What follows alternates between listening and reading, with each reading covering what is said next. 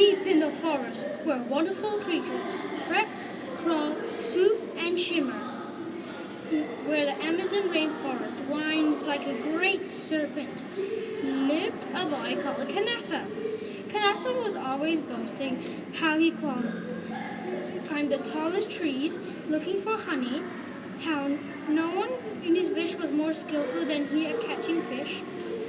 He often aimed his arrows at the birds of the forest, the parrots, the toucans, and the cockatoos, which annoyed them very much. One day, a huge silverfish was sliding upriver. "I'll catch that fish," boasted Canassa. "Oh, Canassa," wailed his mother. "Oh, Canassa," wailed his sister. "Oh, Canassa," wailed his old grandmother. "Don't go too far up the river, or the whistling monster might get you." Canassa laughed. "Don't worry, I'm not afraid of monsters." He painted his face and body to show he was brave.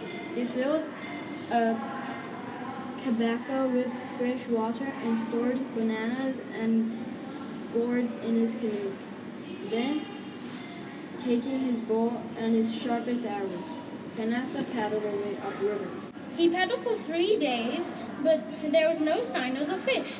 Then on the 4th day, he spotted, shining like a moon and big enough to feed a village. Canassa stood, feet apart, the canoe so perfectly balanced.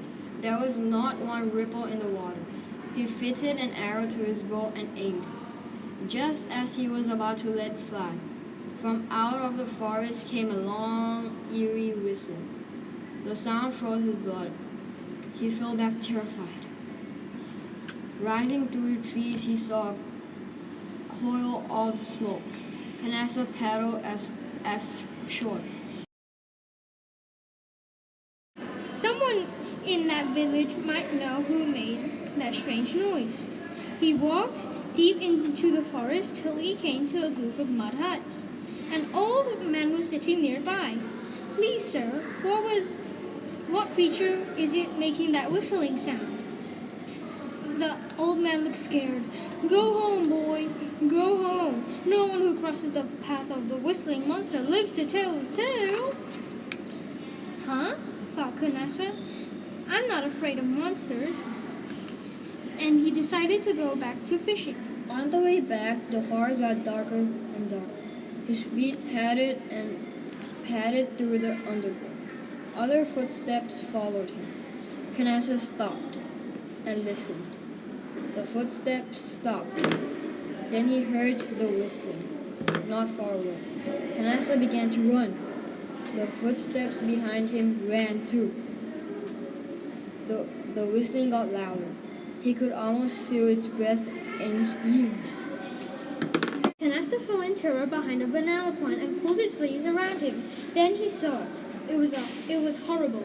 It was worse than anything the elders of the village had ever warned him. It was widely hairy, tall as a giant with claws instead of hands and a terrible tail, which thrashed around. But worst of all was the hole in his head, and out from the hole came the whistling sound. Canassa shivered, Canassa shook. The leaves rattled with his fear. The monster saw him. "Run, Canassa, run!" screamed a voice in his head. Canassa ran. The monster followed, crashing and thundering behind him.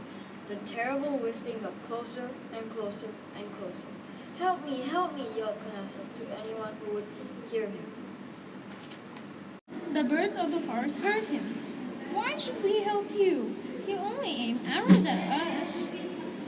"I promise I'll never do it again," said Canassa. So the birds decided to help him. They flew in like the mighty wind, fluttering, pecking, and scratching. They ripped out the monster's hair and clawed his eyes.